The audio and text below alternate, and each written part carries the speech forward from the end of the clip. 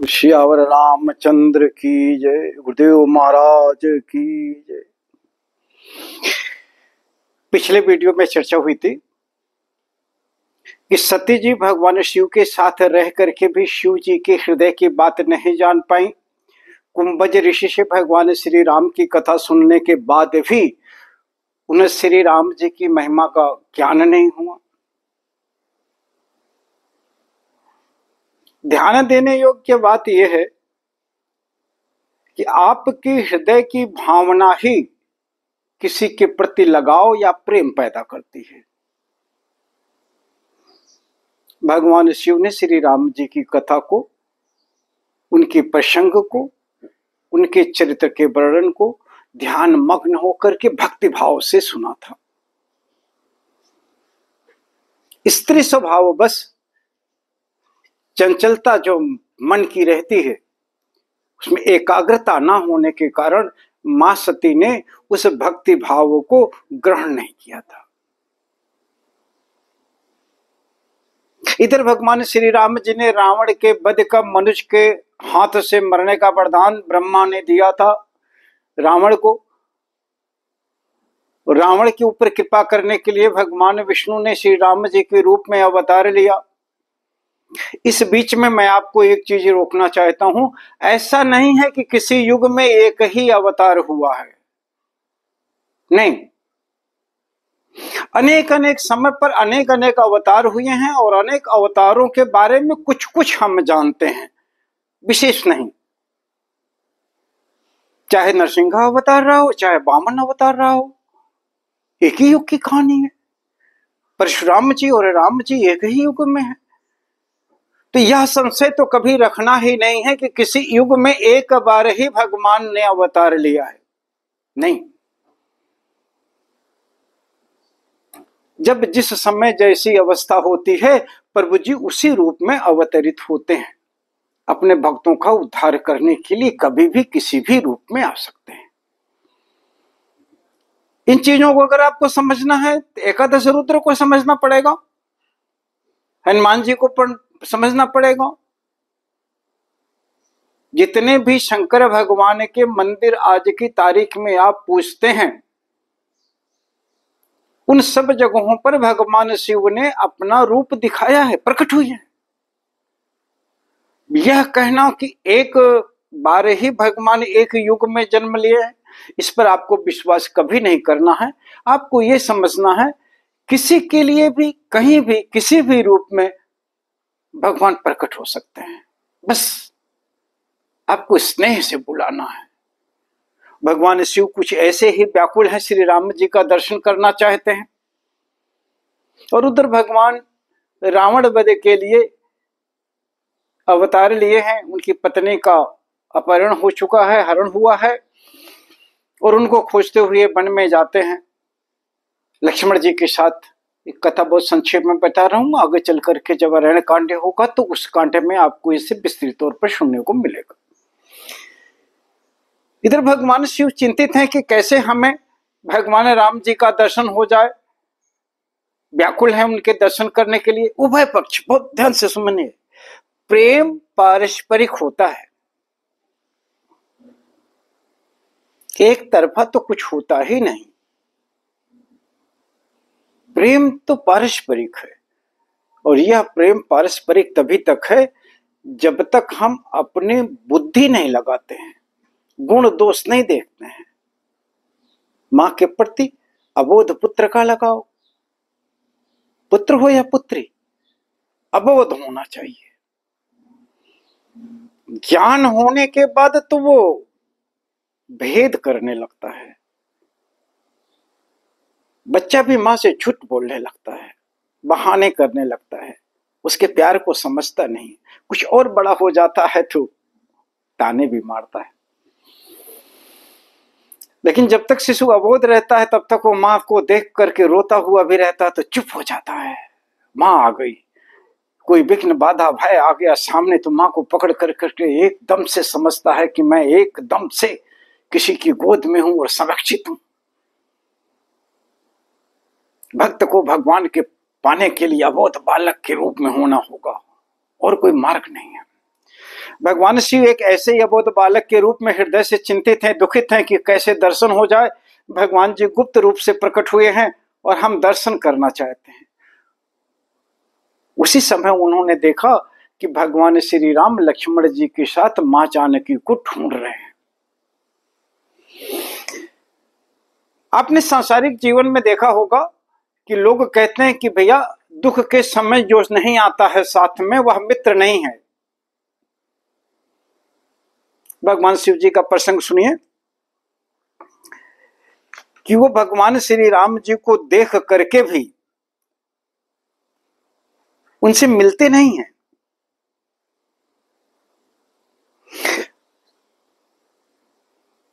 गोस्वामी तुलसीदास जी बहुत अच्छी तरह से इस चीज को लिखे हैं और एक एक अक्षर को समझने की चीज है कि शंभु समय तेहि राम ही देखा, शंभु समय तेहि राम ही देखा, उर उपजा अति क्षोभ विशेषा।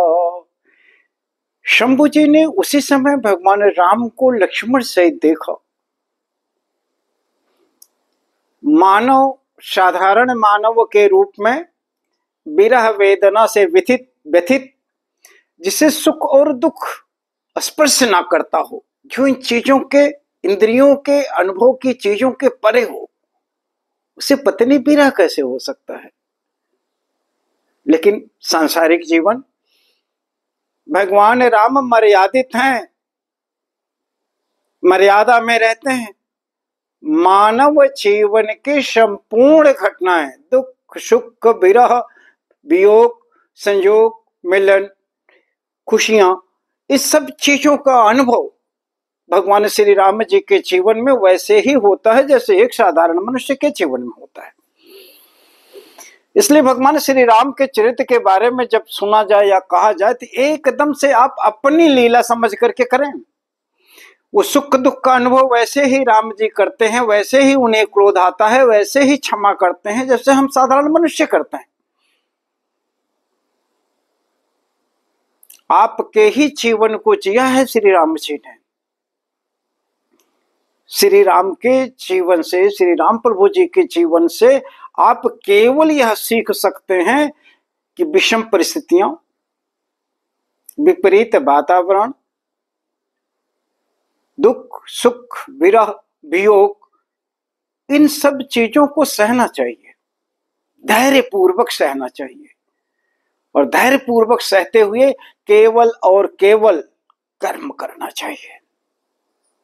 अपने उत्तरदायित्व का निर्वहन हर हाल में आपको करना है।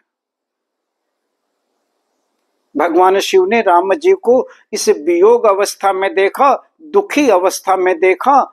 लोग कहते हैं कि दुख हो तो जाना चाहिए। भगवान शिव जी श्री राम जी से मिलने नहीं जाते, प्रणाम नहीं करते हैं। हमारे जीवन में कोई हॉस्पिटल में भर्ती होता है तो लोग दुख को दूर करने नहीं जाते हैं ना। एक तो सुनने जाते हैं क्या हुआ था, क्यों हुआ था। दूसरे इसलिए जाते हैं कि कल के लिए ये कहना ना हो कि हम हॉस्पिटल में थे, आप हमसे मिलने नहीं आए।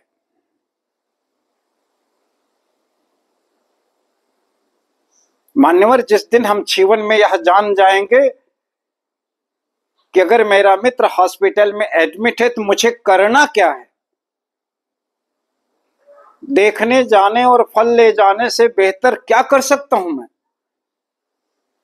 किसी डॉक्टर को अप्रोच, बेहतर दिनचर्या में सेवा, परिवार में कोई सदस्य ना हो तो दिन रात रुक कर करके उस अपने मित्र के यहाँ हॉस्पिटल में रहना, उसके साथ उसके दवा के पैसे ना हो तो पैसे देना, समय देना, सहयोग करना। हम इन सब चीजों के लिए नहीं जाते हैं, जाते भी हैं कुछ एक, हम बहुतायत की बात करते हैं। हम केवल इसलिए जाते हैं ताकि समाज में यह कहना रह जाए कि हम भी गए थे। क्यों? नाम करना था। श्री राम प्रभु और श्री सुग्रीव जी के मित्रता के संबंध में जब आएगा तो मैं मित्र की परिभाषा भी बताऊंगा। जो भगवान श्री राम ने कहा कि मित्र कैसे होना चाहिए, ये हॉस्पिटल में जब मैं अपने मित्र को देखने जाता हूं तो मेरा व्यवहार ही बताता है कि हम उसके मित्र हैं अथवा नहीं। थोड़ी देर रुकने के बाद ही जब मैं कह देता हूं कि मुझे चलना है यार, कहीं और जाना है, इससे स्पष्ट हो जाता है कि मित्रता कितना निभाना चाहता हूं। और भगवान श्री राम जी से भगवान शिव मिलते नहीं है। तुलसीदास जी लिखते हैं कि भरी लोचन छवि सिंधु निहारी, कुसमय जानी न कीन चिन्हारी। बुरे वक्त में चुपचाप साथ में खड़े रहिए तो एक भरोसा रहता है कि आप हैं, लेकिन जब आप साथ में खड़े होकर के चर्चा करते हैं, कैसे हुआ, क्यों हुआ, कैसे हुआ, ऐसे कर लेते, ऐसे ना हुआ होता, एक बार हमसे पूछ लिए होते, ये नाना प्रकार के जो हम प्रश्नोत्तर करते हैं,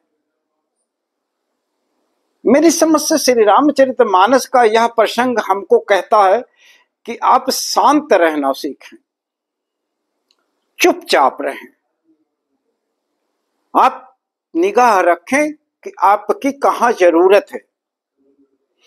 एकादश रुद्र के रूप में हनुमान जी ने अवतार लिया है, भगवान शिव ने ही हनुमान जी के रूप में अवतार लिया है, लेकिन किसी और जगह पर हैं, किसी और अवसर पर भगवान श्री राम से उनकी मुलाकात होगी, लेकिन आज की तारीख में अपने प्रभु को वियोग अवस्था में वो देख नहीं सकते, उनके आराध्य देव हैं। तो कुछ समय जान न कीन चिन्हारी, बुरा वक्त है उनका, बुरा समय है, इसलिए पहचान नहीं किया।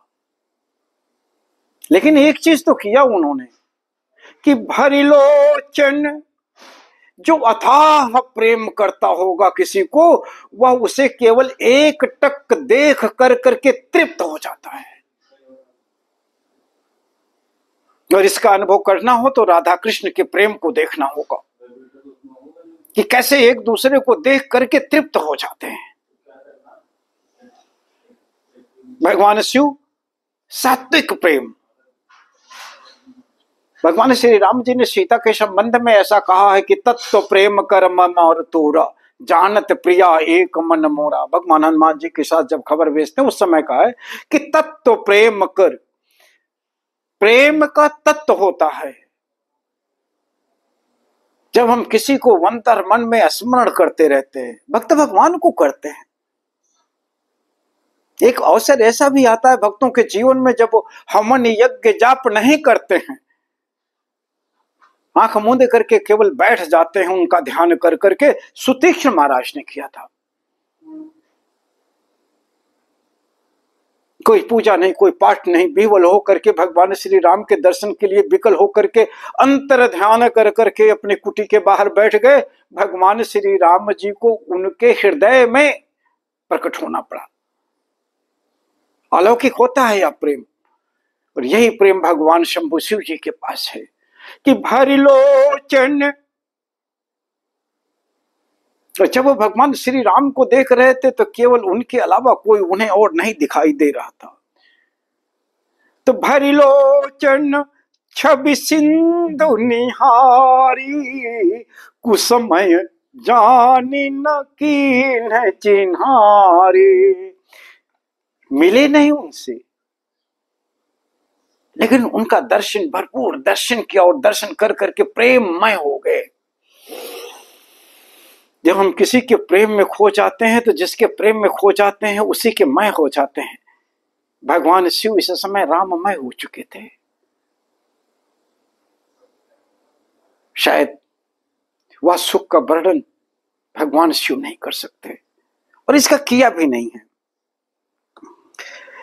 जय सच्चिदानंद जग पावन।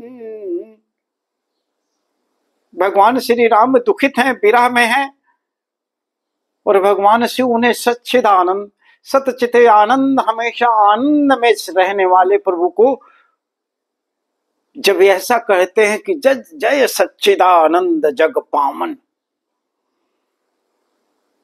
अस कही चले मनोज न सावन। दूर से ही उन्होंने प्रणाम किया, सच्चिदानंद महाराज की जय हो, और ऐसा कह करके अपने रास्ते वो चल दिए। भगवान श्री राम से मुलाकात नहीं हुई, गए नहीं उनके समक्ष, कोई बातचीत नहीं हुई, दूर से ही देखा, प्रेममय होकर के उनको प्रणाम किया दूर से ही। प्रणाम तो हम दूर से भी करते हैं। हम जब कोई कार्य करते हैं, अपने श्रेष्ठ जन, अपने गुरुजन, अपने माता पिता को हम अगर कार्य प्रारंभ करने के पहले जहां हैं, जिस अवस्था में हैं,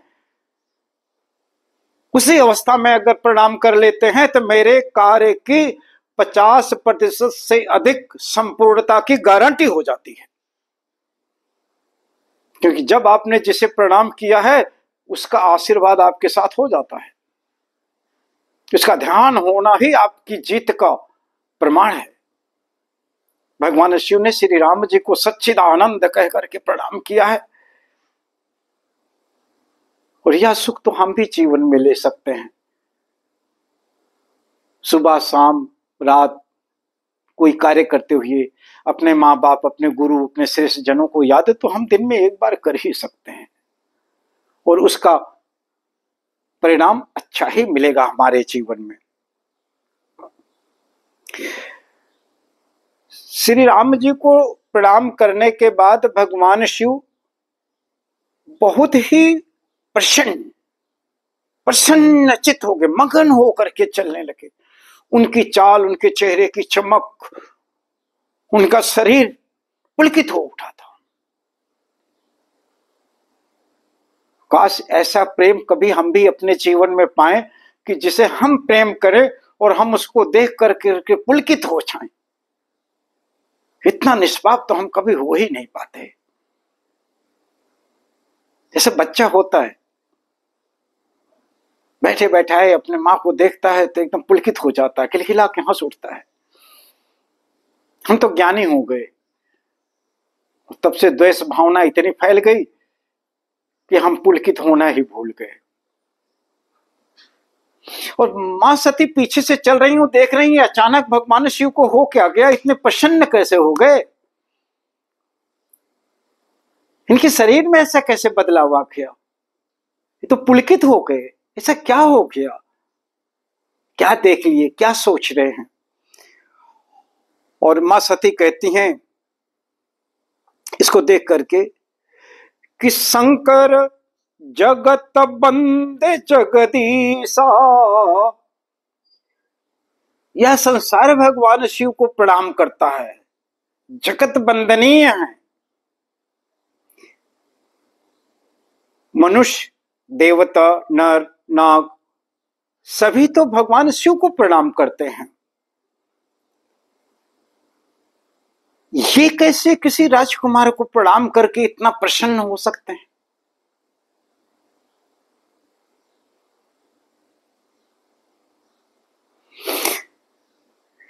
ऋषि कुंभज ने जब भगवान राम की कथा कही है भगवान शिव से, तो उनके जन्म से लेके उनकी सुंदरता का भी वर्णन किया है,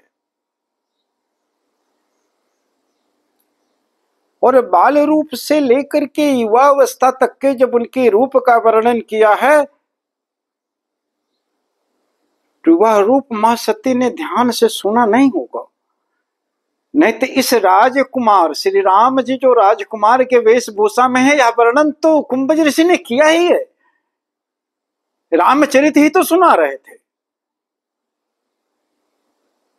और रामचरित अगर सती जी ने ध्यान से सुना होता तो वह रूप और आकार देख करके वो विस्मित ना होती, उनको नृपसुत ना मान करके जो भगवान कुंभज ऋषि से कथा सुनी थी, उनको उनके साथ प्रसंग बस जोड़ना चाहिए था।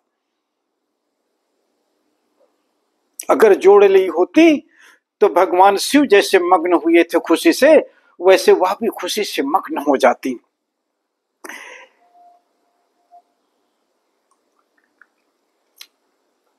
संशय तो हम अपने माँ बाप पे भी करते हैं,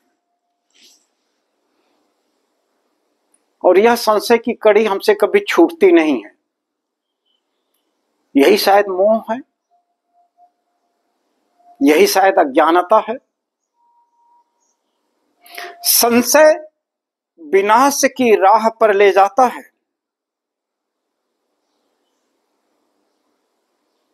अगर आप किसी व्यक्ति पर संशय करते हैं तो ईश्वर पर आस्था अवश्य रखें। यदि ईश्वर पर आस्था है और अपने भाग्य पर आस्था है, अपने कर्म पर आस्था है, तो आप निश्चित ही एक विश्वास रख सकते हैं कि जो होगा सो सही ही होगा। तो संशय की गुंजाइश ही नहीं रह जाती है। हम मानव हैं, संशय तो करना ही चाहिए, संदेह तो होना ही चाहिए, होता भी है, लेकिन उसको एक क्षण में अपने मन मस्तिष्क में एक क्षण के लिए सोचना है कि सर्वोपरि तो ईश्वर है ही, वो मेरा अनबल क्यों करेंगे। और जब वो है तो मुझे संशय करने की जरूरत क्या है। ऐसा ही एक प्रसंग में भगवान श्री राम जी ने कहा है कि मैं भक्तों की सेवा उसी तरह से करता हूं, उसी तरह से उन्हें संरक्षित और सुरक्षित रखता हूं, जिम बालक राखे मातारी। जैसे बच्चे के प्रति मां सावधान रहती है, उसके साथ कुछ अनिष्ट ना होने पाए, उसका कुछ ना बिगड़े, उसका बुरा ना हो, मां हमेशा ध्यान रखती है। कुछ भी करती हो, घर के किसी भी कोने में क्यों ना हो, लेकिन उसके भूख, उसके रोने, उसके सोने का समय, उसके जगने का समय उसके मन मस्तिष्क में हमेशा बना रहता है। ऐसे ही भगवान के मन मस्तिष्क में, उनके विचार में हमारे प्रति हमेशा अच्छे की भावना सदैव ही रहती है। तो हमें संशय करने की जरूरत क्या है। हमें तो निश्चिंत मन से रहना चाहिए, निर्विकार रूप से, हमेशा बिना किसी दोष को पाले हुए स्वतंत्र मन से भगवान के प्रति विश्वास रख करके हमें हमेशा रहना चाहिए। जब हमें भ्रम की स्थिति और संशय होती है तो हम चीजों को स्पष्ट नहीं कहते हैं, झूठ का सहारा लेते हैं, बातों को बनाते हैं, घुमा घुमा के पूछते हैं। जहां सीधे वार्तालाप हो सकती है, सीधे बात किया जा सकता है, चीजें सीधे पूछी जा सकती हैं, अपने संशय को सीधे कहा जा सकता है। जैसे याज्ञवल्क्य ऋषि ने भारद्वाज ऋषि से कहा कि हमको राम कथा सुननी है, आप इस तरह से कहिए कि मेरा संशय दूर हो जाए। उन्होंने कहीं छिपाया नहीं, उन्होंने ये नहीं कहा कि हमको संशय नहीं है, स्वीकारोक्ति होनी चाहिए। मां सती को भी संशय होता है कि दो राजकुमारों को प्रणाम करने का कारण क्या है। सारा संसार हमारे पति शिव जी को प्रणाम करता है, आखिर ये दो राजकुमार कौन है जिन्हें ये प्रणाम करते हैं, तो प्रणाम करके प्रसन्न हो रहे हैं। मालूम से राजकुमार के प्रति है या संशय अपने पति के प्रति है।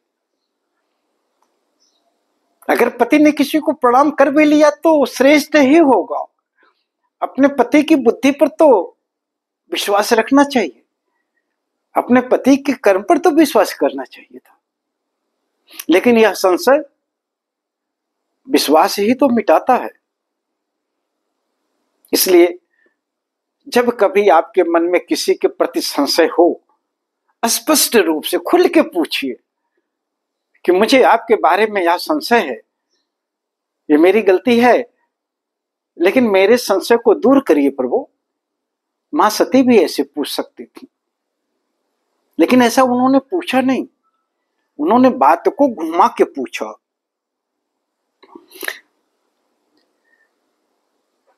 और जब उनके मन में यह संशय हुआ,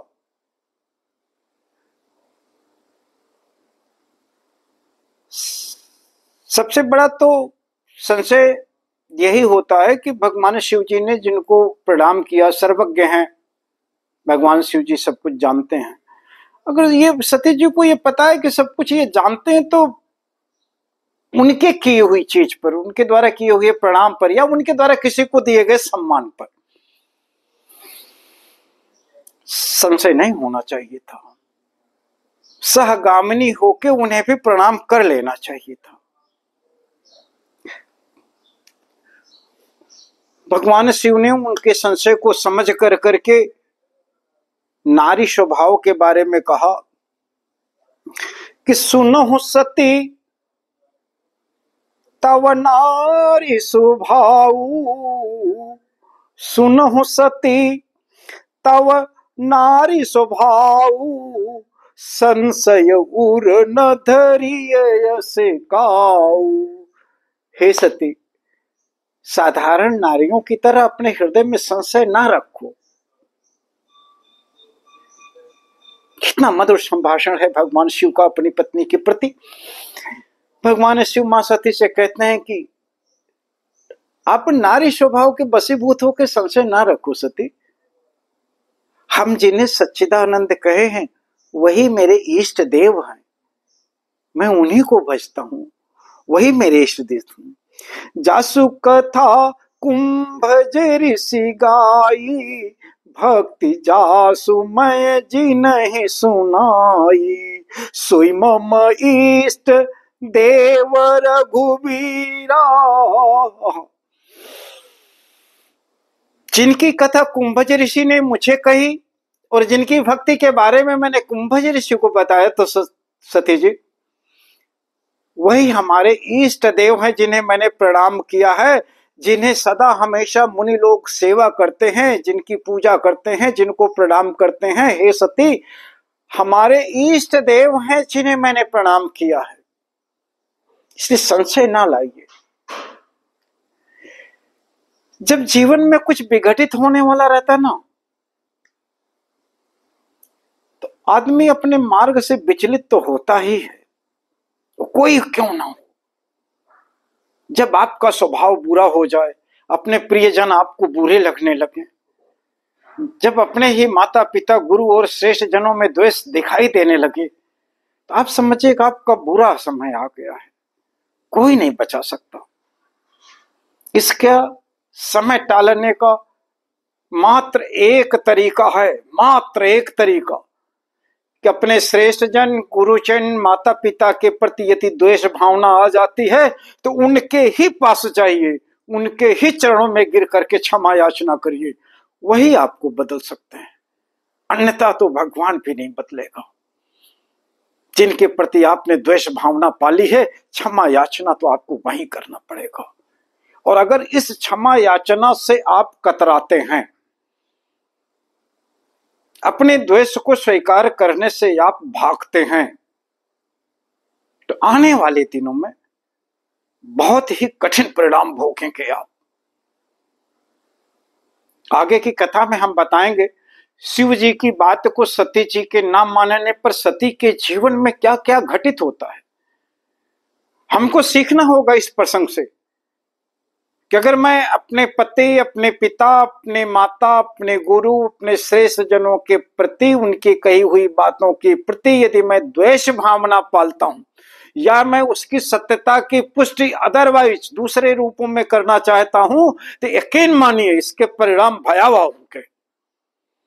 और इसका एक ही रास्ता है कि जिनके प्रति आपने द्वेष पाला है उनसे क्षमा याचना करिए, उनके साथ छल कपट कभी ना करिए, नहीं तो परिणाम भोगेंगे आप। आज की कथा को विराम देते हैं, फिर अगले प्रसंग बताएंगे। प्रणाम।